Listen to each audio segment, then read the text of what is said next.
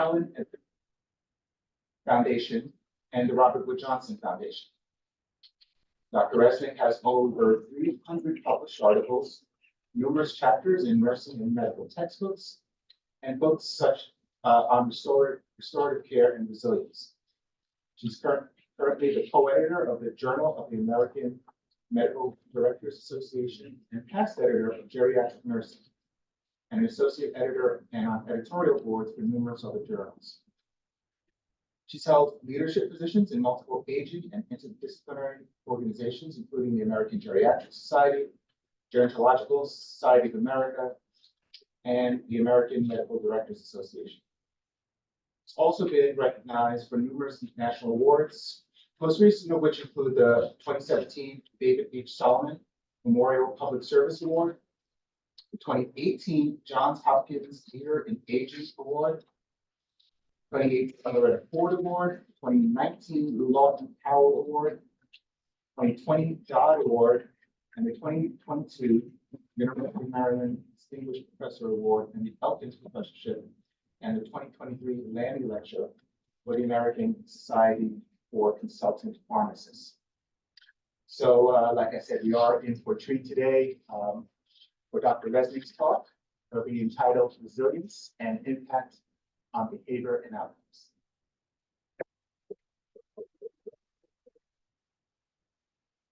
Nice job there. A lot of hard words to pronounce. So I am going to talk about resilience. I'm going to apologize. I am a little aging focused. But, you know, many of you, I know your focus is pain, and who has more pain than older adults? It's fairly, well, I would say endemic, which is why obviously I include it in my own work. And that I'll try and soften the pain focus, because it is something we see certainly across the lifespan. So I'm gonna start out by defining resilience, because people think about it increasingly in somewhat different ways. We get a little crazy. Is it a trait? Is it part of us? Or some people, particularly today, increasingly are looking at resilience as the outcome. If I recover from my hip fracture, it's assumed I'm resilient. It doesn't really fly for me, because you know what? I might work harder than a dog. I'm resilient as hell. But you know what? For whatever reason, I can't get to that level that somebody deems as recovery. So I take resilience, I'm going to be honest, not from the outcome perspective, not because I see what you've done and assume you're resilient, but based on your behavior. Same with pain. The pain goes away, it doesn't mean I was resilient. It means the pain went away. But if I worked at helping it go away based on my behavior, I was resilient. So, as I said, resilience has been defined in many ways. It's considered both a process and a trait. Now, when I say trait, it can get better. It ain't easy, but we learn resilience. And we learn resilience over time. Resilience generally refers to a person's capacity to make a psychosocial comeback in adversity. We can't even talk about resilience unless there's a challenge. I'll talk a little bit about motivation later, but that's different than resilience. Being resilient means that the individual has the human ability to adapt when they're faced with a tragedy, a trauma, adversity, hardship, some type of life challenges. Aging being one of them. Pain is a challenge, no matter where it comes from. Financial stressors, the loss of a job is a challenge. How do you respond?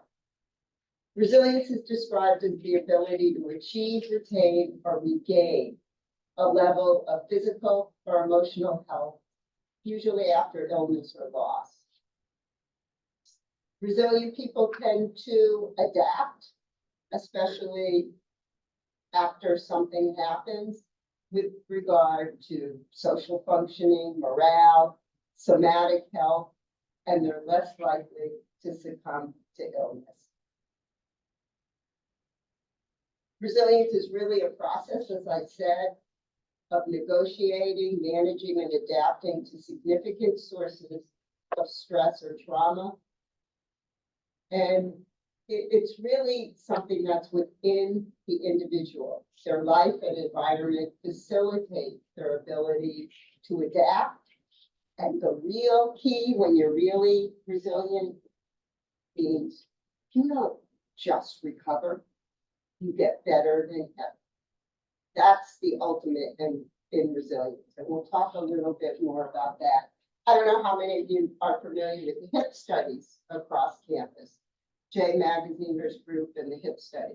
And it used to drive me crazy. I worked with that group. And it was always all the gloom and doom. And you still hear people today, oh, you had a hip fracture. It's the end of your life, right?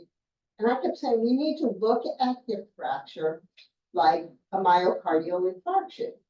Myocardial infarction today, now it's just an opportunity to get your life back together, right? Lose weight and exercise. A hip fracture should be the same thing. That's what I mean by being resilient and making it not just recovery, but really learning from that experience. And I want you all, before I go forward, to think for a moment, what was one of the biggest challenges you've had in life, whether it was a physical one, you lost your job, you flunked out of school, you didn't pass comps, there's probably some students here. Whatever was the biggest challenge in your life, and think of how you responded. Maybe you cried for 2 days and then pulled yourself up. Maybe you never pulled yourself up, pushed it under. How many people this room have submitted a grant, gotten a lousy score, never resubmitted, never told anybody about the score? That's not exactly being resilient. Somebody's going to need to make a little resilience measure for grant writing. But think about that as we go through. And think if you really bounce back or merely recover. So resilience is a dynamic process, again, influenced very much by life events, which is why it was initially looked at a lot in children. Resilience can change over time, and it combines personality and lived experience. And Tigger, if you know Winnie the Pooh, life is not about how fast you run or how high you climb, but how well, in fact, we bounce. So what's the relevance of resilience? Resilience has really been associated with many things. Recovering from dementia, adjusting to widowhood and womanhood. An adjustment to the stressors associated with aging. How many people fall apart because they have to wear reading glasses? I mean, get a grip. It's an opportunity to buy new glasses, right? How do you respond to these challenges? What do you do when you have pain? How do you respond? Do you curl up and cry? Do you think about ways to deal with it? It has also been associated with decreasing pain, catastrophizing through positive emotions, and has been associated with the adjustment to chronic pain. And I'm sure you've all seen many patients, many people who are able to do that. Why is one and why not the other? So throughout the lifespan, throughout life, individuals sustain multiple losses and accrue positive experiences in which they were resilient. We learn it. My gosh, I did that once before, I'm going to do it again. Resilient responses are evidenced by the behaviors we see. And yeah, it is helpful, but it's not the be all and end all. Resilience also specifically personality characteristics associated with resilience are both traits and learned. Social connections are a big part of resilience, and maintaining strong social connections is one way to help us. what are resilient individuals like? Sure. Flu season, we all appreciate this one. How does a woman respond to the flu or a cold versus how a man responds? Sorry, maybe it's a little, don't report me. But resilient individuals do tend to manifest adaptive behavior, especially with regard to social functioning, morale, and truthfully, signs and symptoms that they feel. Resilient individuals are also less likely to curl up in a ball when they get sick. I happen to be married to one of those less resilient illness type people. The ultimate resilience, as I said, is the ability to not only spring back, but to grow. And there's actually a model that shows this. When challenged by some experience or illness or pain or whatever the challenge is, we have a choice. We have a choice of how we're going to respond. Maybe conscious, may not be so conscious. But there's certain internal protective factors, such as self-reliance, self-efficacy, and self-esteem, as well as some psychological and physical health, and external factors, the environment, maybe your social supports. All of those things help to determine how we're going to respond, how resilient we're going to be. And you have some alternatives. Reintegration following some type of challenge or disruption in your life. You can reintegrate with a sense of loss or disappointment. You can absolutely positively fall apart. You can become as dysfunctional as you'd like. Or, and that might be a little hard to see, I apologize. But if you look at the top, that's your stressor. And there's a big disruption of homeostasis. And then we have reintegration. And how do you reintegrate? Well, think of what you have done in a challenging situation. Resilient reintegration, the absolute top. You have not only recovered, but you bounced over that. You learned something new and you're gonna overcome the next time. You can just get back to your baseline. You're doing exactly what you did before the hip fracture. Okay, or your MI, same behaviors, but you flip. Or you can have low loss and disappointment. Just go around crying, saying, I can't work anymore, I have chronic pain, I'm dropping out in the world. And you can really become dysfunctional and become an alcoholic, a drug addict, whatever. But we have at some level a choice. You can pull from your toes and do the bounce back. The other thing that you don't always hear a whole lot about is people tend to think of resilience as general. And it's not. Think about different challenges, how you respond to a physical challenge or a health-related challenge, or your health resilience, which is the capacity to maintain good health in the face of significant adversity. Some of you may have had cancer treatments. How do you respond? Go with the flow, or you fight and curl up in a ball? There can be psychological resilience, because you have a psychological stressor. Emotional resilience, which is quite similar to psychological.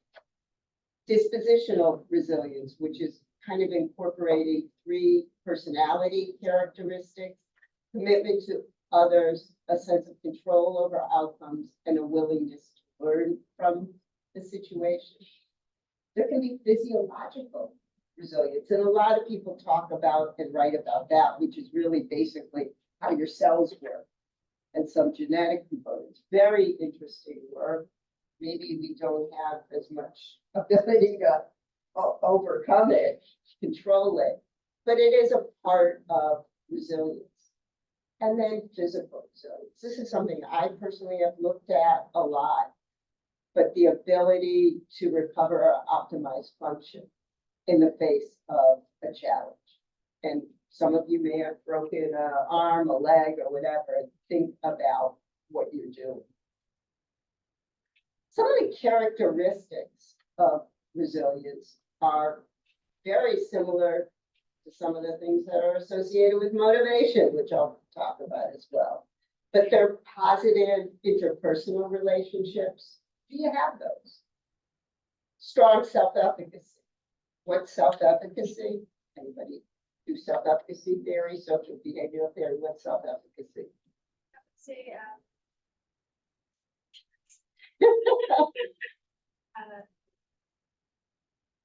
it's the belief that they believe they can achieve something.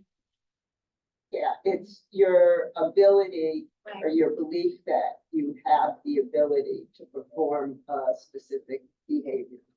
Self-esteem is a little more personal, that you feel good about yourself, a sense of purpose, spirituality, the ability to use humor is critical in resilience. You got to be able to laugh. Creativity, acceptance of change. A lot of people are not so resilient about normal age changes. How many, I won't ask how many people in this room, but look at the number of women that dye their hair. I'm like, I'm a geriatric nurse practitioner. I'm not dyeing my hair. I'm proud of every gray hair that comes, right? The ability to identify and utilize resources, being self-determined. I am going to do this. Optimism is a major component of resilience, seeing the glass as half full versus half empty, seeing joy in each day. A big way to be resilient. Grit is another way it's described. Maintaining hope, adaptive coping strategies, meaningfulness, finding meaning in life. Prior experience with hardship helps us learn. Self-acceptance and self-care. And I don't know if you can see the cartoon, but it's great. And then I blew out the candles and the dang old teeth popped out and landed in the cake. Ha ha ha. I just love it. She's resilient. Like, I don't care. I'm eating the whole cake then. These are the 5 C's of resilience, also difficult to see, at least for me up there. It's control, commitment, connection, calmness, and care for self. Kind of look at those and think, oh, that seems easy. But in fact, those are hard things when you're facing a challenge. So I like to always differentiate a little bit between motivation and resilience. Resilience, unlike motivation, relies on the individual experiencing a life challenge or some type of adversity. Otherwise, we can't really talk about being resilient. These challenges can be developmental, normal aging, they can be anything, as we say. Motivation is not dependent on an adverse event. It's really necessary, though, in many ways to help us recover or to address that challenging event. So whether it's routine personal care activities, whatever it is, but motivation drives us or helps us to be resilient. Remember I said you get faced with that challenge, and whether conscious or not conscious, you have a choice. Now, you might make the wrong choice because it's maybe you don't have the social support or the external resources, but we make a choice. And you know, it's a funny thing. Sometimes it takes you a couple of days, a day or two, where you just have to wallow. Anybody ever had that? You just got to wallow, but then you can pull yourself together and become resilient. And maybe even get to the point where you bounce back. You don't just recover. But I've been known to also say, I just need a day or two to wallow, right? Differences again between resilience and motivation. It's believed that all individuals have the innate ability to be resilient, but there's those choices. And you really have to think about pulling on your motivation to be resilient. Now, how do you evaluate resilience? Big debate. As I said, some people look at outcomes, physiological recovery. Some people have looked at it as whether or not your cells turn over into cancer as being resilient. If you want to get into some of the physiological aspects. But generally, what we see with resilience, I'll tell you, measuring it in older adults is very challenging. Because if you live to be 94, you're damn resilient, just by virtue of daily challenges of life. And I keep having to add more challenging items to the measures because everybody is so resilient. How do you differentiate the men from the boys? So it is difficult to evaluate, but we generally do look at the trait and the trait components. I gave you that long list of what is a resilient person like. And understanding resilience and evaluating it, I think, is important so that we can really identify those individuals who are not so resilient and focus interventions on them. And the real area where we need research and we need work is interventions to help people be resilient. There's actually very, very few studies done in that area. I mean, I don't know the pain area extensively, but I haven't seen much there either. If we get into measures, the other thing that's very important is to think about what aspect of resilience are you measuring? Is it physical? Is it emotional? Is it economic resilience you're interested in? Is it psychosocial resilience? Most of the resilience measures, and I'm going to go through some just so you have some ideas of what's out there, but most of them focus more on kind of the personality, psychological resilience. Some things to think about if you're looking for a measure, of course, are things like, is it valid? Is there some internal consistency? And is it reducible? Is it reliable?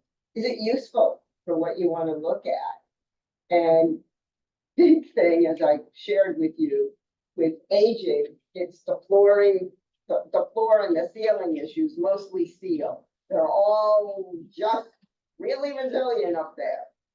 And the interpretation of the scores and the high and low and what's average, what's normal, what's good resilience, what's bad resilience. We don't know much of that yet. Just to give you a sense of the measures, there is a 25 and 14 item resilience scale. General resilience scale is probably one of the most commonly used measures. More just basic general resilience, psychological resilience.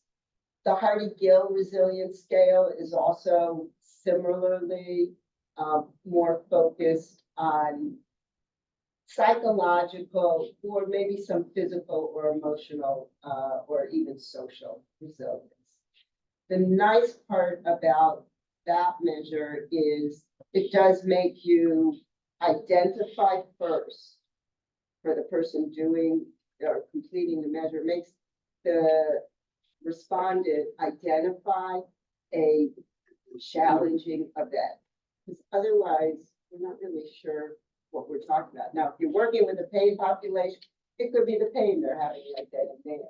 So that's helpful, but sometimes people look at resilience when it's, 3 years away from whatever happened, which makes it harder.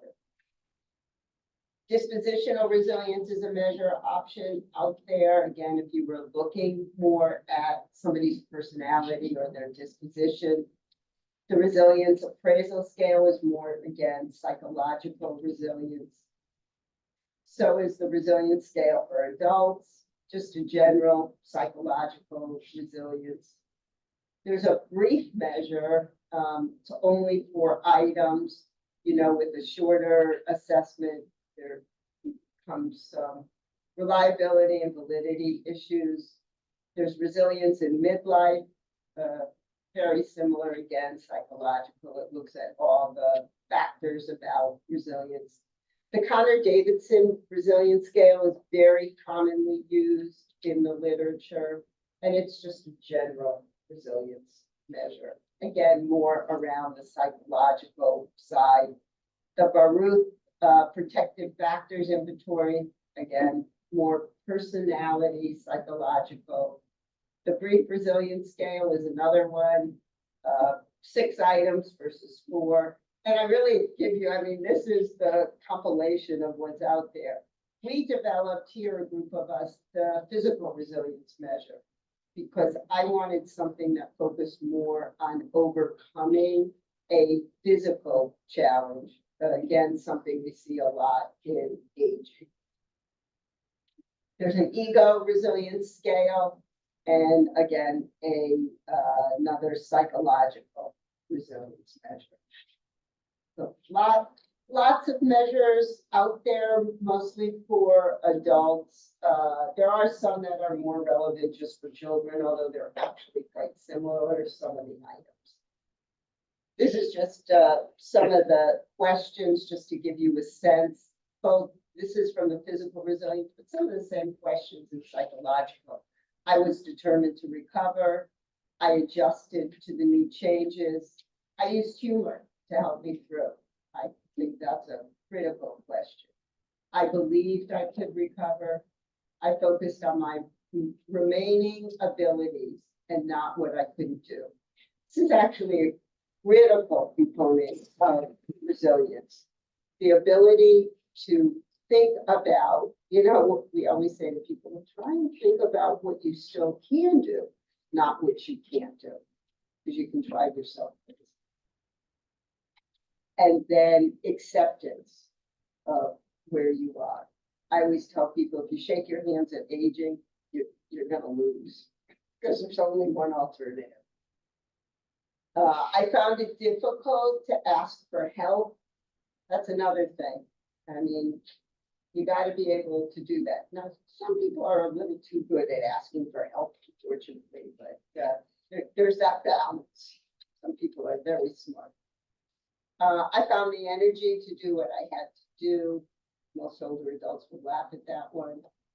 I found the challenge as an opportunity to learn something new. You get a lousy review back from a paper that tells you to do something you don't understand, and it's an opportunity to learn something new.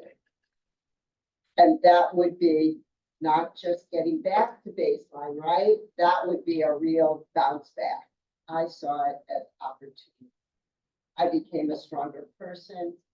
I continued to make plans for the future. I learned from it. And since the challenging event, I have not even wanted to do my usual activities. We have a couple of flipped items in there, right? To see if people respond in that way. Again, we looked at the psychometric properties using, I do a lot of rash analysis as a way to look at the measures. And that's just some of the findings.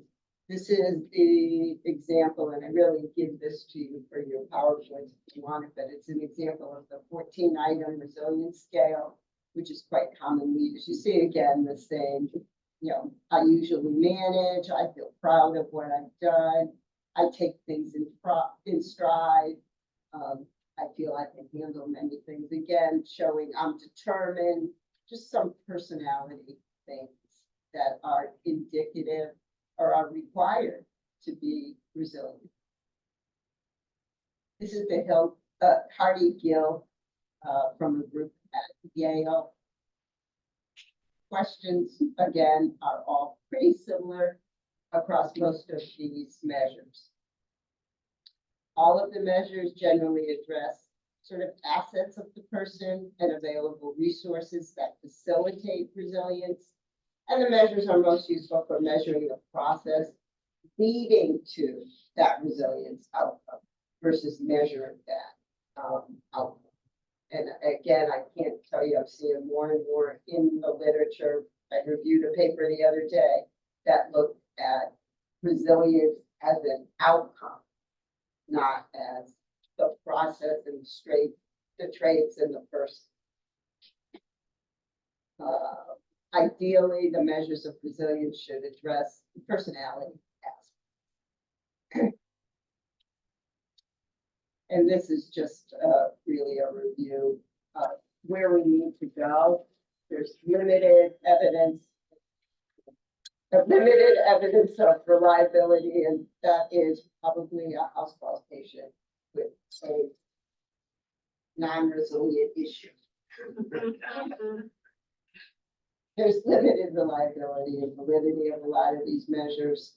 Only one measure looked at change over time. So again, that ability to pick up change is hard because often the people you get into a study are resilient to begin with because they've accepted to be in a study, right? Most look at general resilience and not specific aspects. We really haven't addressed cultural issues in resilience. None cover the lifespan, and only physical resilience actually has been able to differentiate those really high in a trait versus really low. So some things we need to think about and go is really thinking about what you want to measure. What is it about resilience? Even when it comes to pain, is it here, the patient's psychological, their mind frame around pain? Can I learn to deal with it? Can I try different options? Listen, my call right now was probably somebody wants some pill to help take the pain away. And I always say to patients and families, everybody wants the perfect treatment that has no side effects, takes the pain away, and makes you feel, like you're 25. Okay. There's no option out there. But do I have the resilience to accept alternative approaches to pain management? Can I be open to those things? And looking at evidence of reliability, present in most measures, which you certainly want to look at that. And then I think a lot of practical factors, like, do you want just that quick 4-item number? Maybe it's just one question. Or do you want 25 questions? Interventions, as I said, are few and far between. Some of the things that we look at is helping people maintain perspective, interacting cooperatively, living authentically, building networks, because remember we said social supports are critically important, managing stress, and finding your calling, finding meaning in the challenge, meaning in your life to help you get through it, whatever it is. There are a few interventions that have been developed to stimulate and build resilience, and they're focused in 3 areas. Developing dispositional attributes of the individual, vigor, optimism, and physical robustness. You gotta be tough. You gotta let it roll off your shoulders. You gotta be optimistic about what's next. Improving socialization practices, and strengthening self-efficacy, self-esteem, and motivation through interpersonal interactions. And we defined what self-efficacy is, but what are some of the things, for those of you who know Vanderlip's theory, what are some of the things that help strengthen self-efficacy? Because they're very well articulated. So self-efficacy was built off of a study that looked at fear of spiders and what helped people overcome fear of spiders. Well, one thing is when you do something persistently, expose yourself to spiders or whatever it is, you do the behavior and you feel, oh, okay, I did that once, I can do it again. So that's one way. Verbal encouragement. You're going to be okay. The spider's not going to hurt you. Right? You look great today. I actually believe that when somebody says it, even if you know you look crappy, right? The third is role model. Somebody told me when I was going through the doctoral program that you just identify that one person who you think is really not the swiftest thing in the world. And if they did it, you can do it too. Negative role modeling, it could be self-modeling. You know, how many people put the picture of themselves on the refrigerator, whatever, with weight to lose weight, right? Maybe it's a picture of repeated success. And then the last one, probably one of the most important, is getting rid of the sensations, the negative sensations. And I also build in optimizing positive ones. So the negative, the spiders might be anxiety, right? Positive things might be, oh my God, I feel a lot better now that I exercise every day, right? That's all it takes. So it's thinking about those things that really work, and they do really work, to help strengthen self-efficacy. Self-esteem as well might be helping to build that person and staying away from the people that drive your self-esteem down. And then motivating people, again, is very much done like we do to strengthen self-efficacy.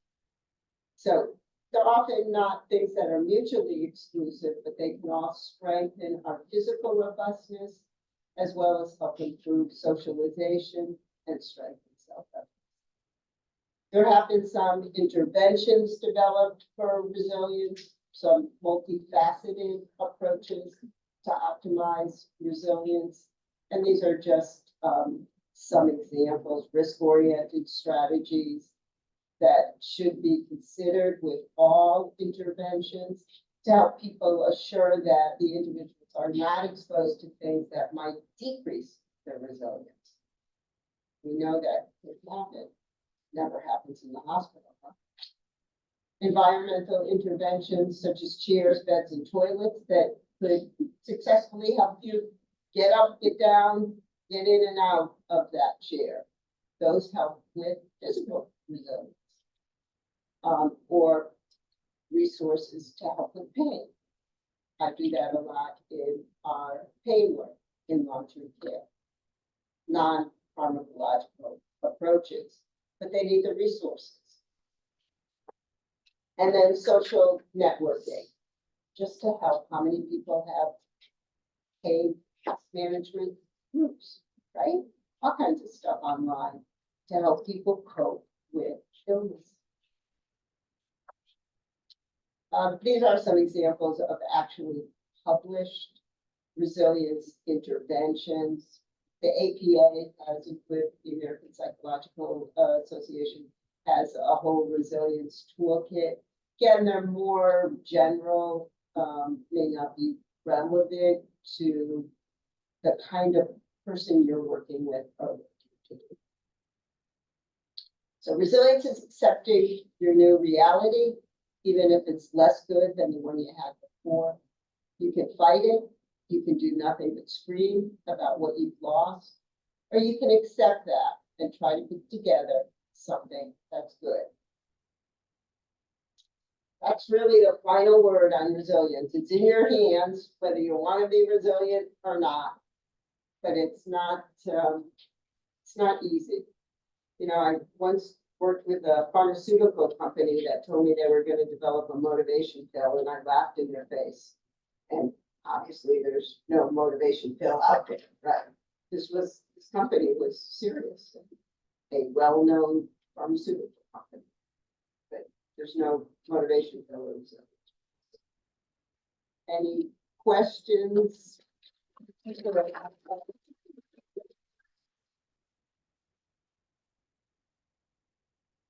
Open with questions from the people here and then those who are online. Patients. It's, oh, let's see. Hi, great talk.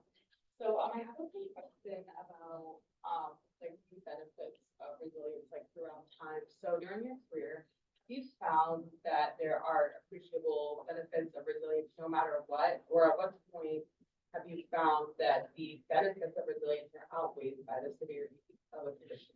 It never outweigh.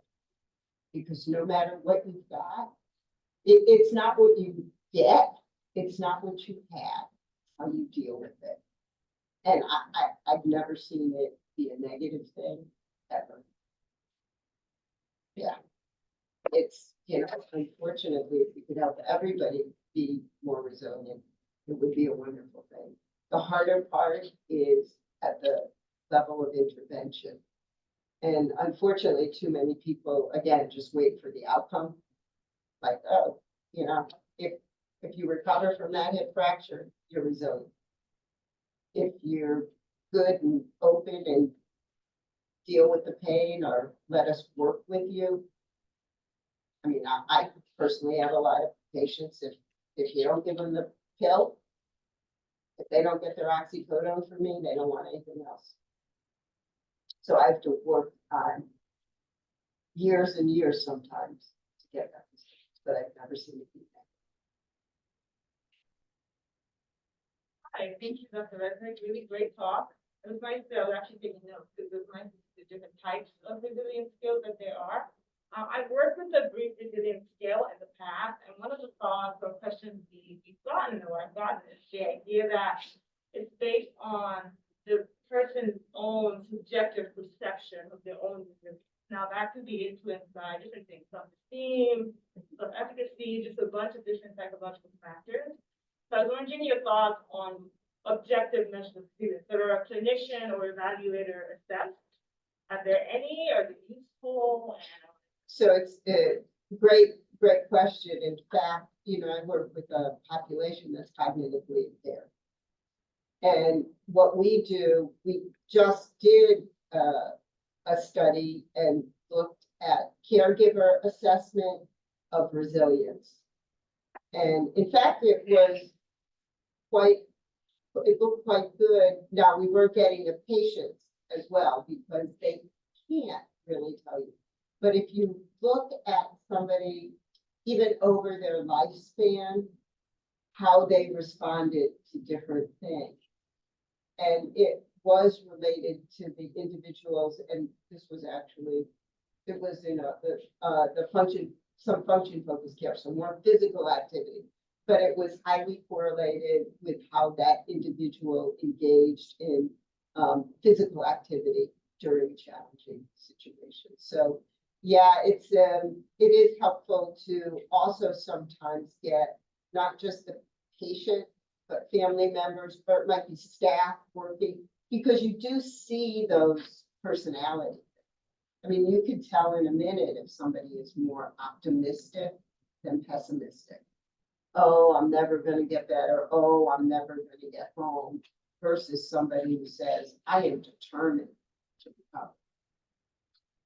Or I mean, even with pain, I am open. I want you to help me. I'm willing to have you help me deal with this pain.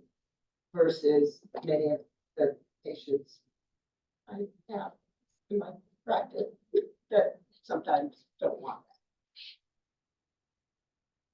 that. Hi, thank you for your talk. I'm a med-surg nurse. I work with older adults, most of them on our unit. We have 12-hour shifts. I'm particularly interested in what I can do as a nurse in working with patients that are on the pessimistic side. I don't have time for them to wallow for 2 days. I need to get them up and moving. We have mobility goals for each patient. And I mean, I hate to say this, but we only have a few minutes for you to get up and going. So are there key tips to get people switched over from that pessimistic to the I'm in pain, even though I'm giving them morphine every 3 hours? Let's get up. to get them up, you might wanna lay off on them more. Well, you know, they demand it too, right? So Yeah. there's demand, No, that demand that this is the only thing that works for me, the patches, the exactly. ointments, nothing else works. Yes. Don't give me any of those Yeah. gels, nothing. I mean, we are working, so we have the nurse resilience and, Our patients, right? paid behavior, and we have the patient resistance and behavior. So in some ways, what you're talking about is helping to motivate them to be resilient. And I very much, I mean, that's truthfully what the majority of my research and my career has been, is in motivating them. And I come very much from a self-efficacy perspective. And it is amazing what you can do. Now, it's not easy to be a cheerleader. It's exhausting. And you have to think about every little, you know, if they wash their face versus making us do it, that is success. But it is truthfully setting a very small goal and starting there. Okay, I know you've heard, but this is what we're going to start with. So it's getting that success. The next is verbal encouragement. So you want to kill yourself. Just constantly encouraging, you can do this, you've done it before, you recovered from, maybe they've had 10 back surgeries or whatever it is. Trying to find something about them that showed how strong they were. Role models, particularly for older adults, some couldn't care less what the other person's doing. They're not teenagers, right? They're not looking at the other guy. But sometimes it is a role model, particularly maybe, did you see your roommate just walk to the bathroom? She had surgery, whatever. Or somebody you know, or even sharing what you've done. You know, I was really tired this morning, but I did my exercise. And then the most important thing is finding out, take a minute and ask somebody, what stops you from doing this? Because that's the real key. And if many people will tell me, you know, I'll say, well, what stops you from exercise? I don't have time. And I will laugh in their face. Why? We all have time for whatever you want to have time for, right? You're going to tell yourself, I don't have time, I have to get to work. But that's not true.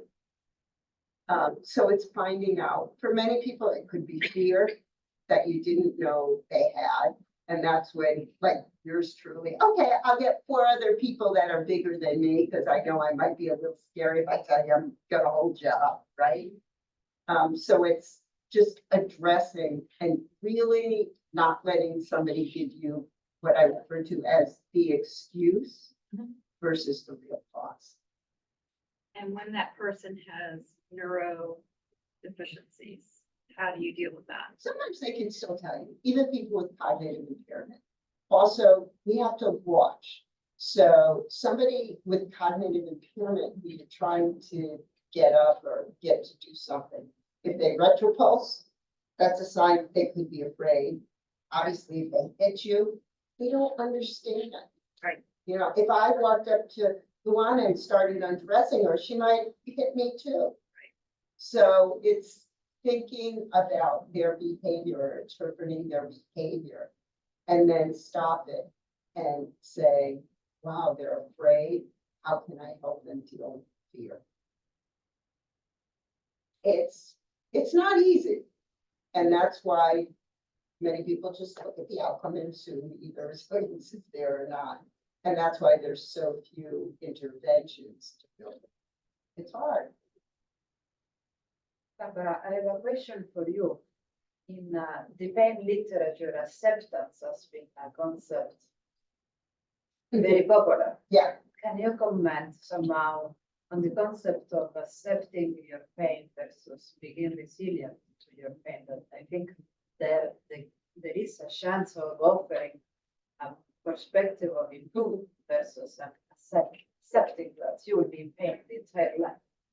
And realistic goals. I think with regard to pain as well, are so important. But acceptance is a major component for being resilient and the key. And particularly with pain, because bouncing back might not be, it may be impossible to make it turn it over. So the question is, how do you help somebody be resilient to the point where they can accept? And it would be doing a lot of the things to help them believe that. Techniques to accept it. And sometimes it's tincture of time.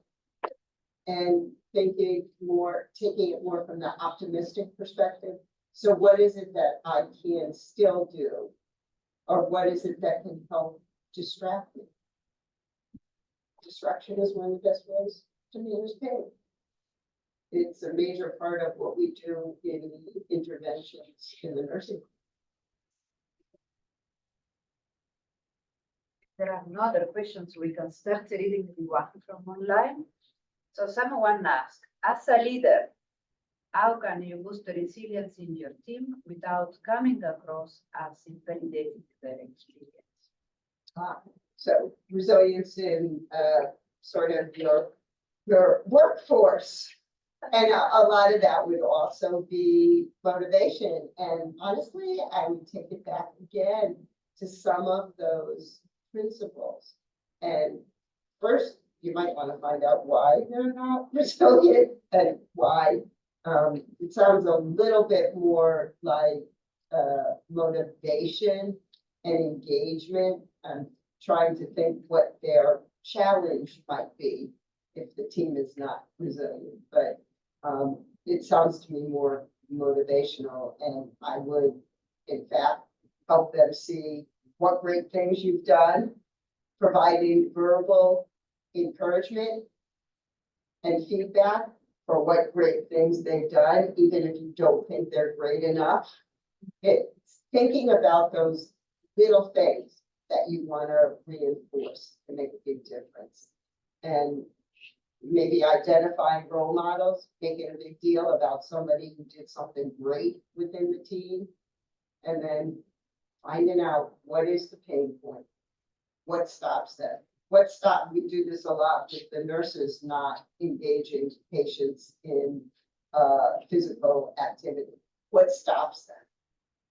And time, they tell me time, but in fact, it takes less time if you get people to do what they can do themselves instead we go in and do things we shouldn't do.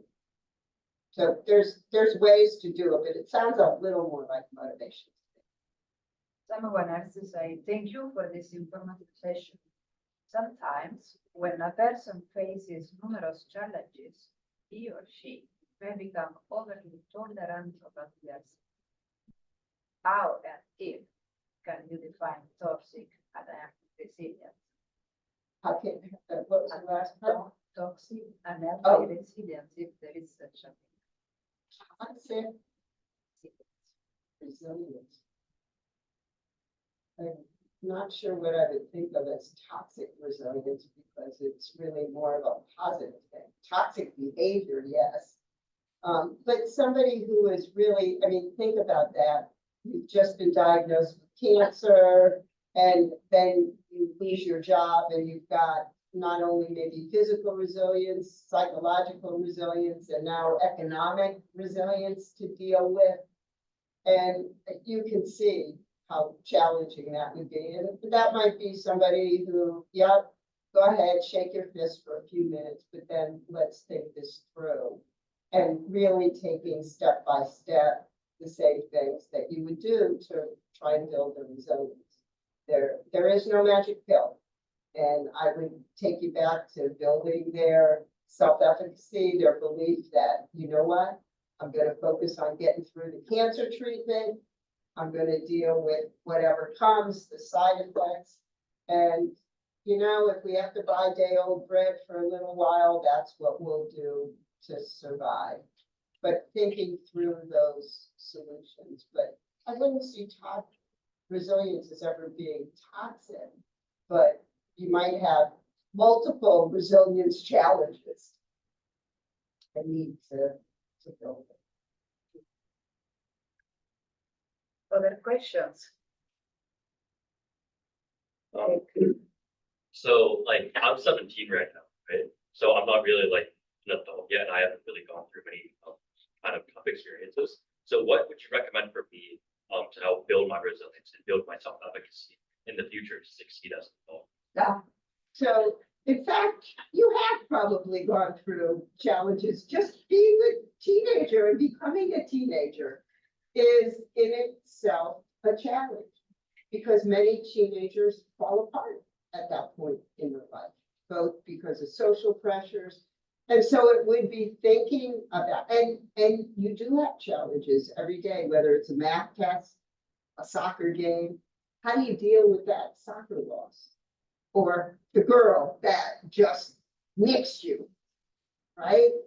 And it's thinking about how you responded and building off of that. Because now, in fact, you are building your resilience.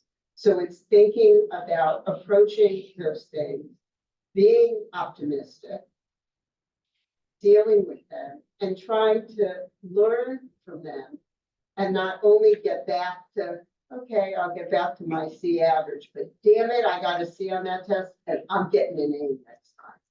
That's gonna build your resilience for when you go to college. So you are building it.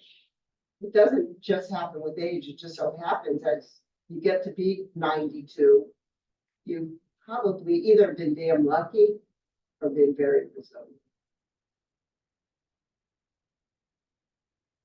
Bet you were kidding when you said 17.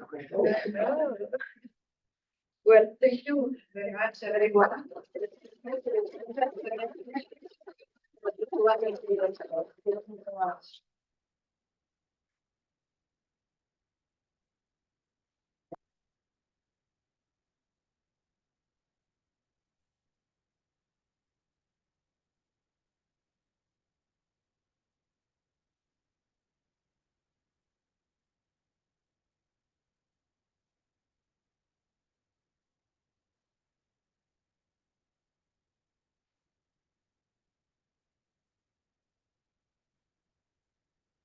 You will cross the street. Are you at, across I the was, street? I was. Now I'm down at Howard County. Just, Oh, okay. and I will say,